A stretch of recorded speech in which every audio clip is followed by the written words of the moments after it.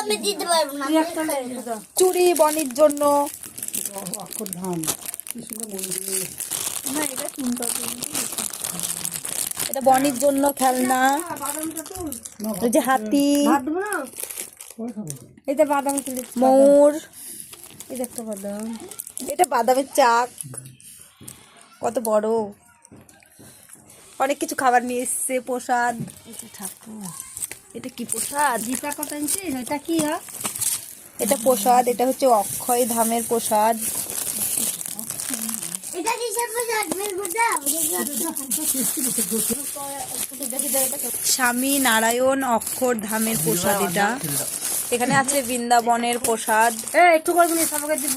একটা দিয়েছে দেখো, এই দেখো দাঁড়া তোমরা, আমি ভাগাভাগি করে নিই, আমি ভাগাভাগি করি।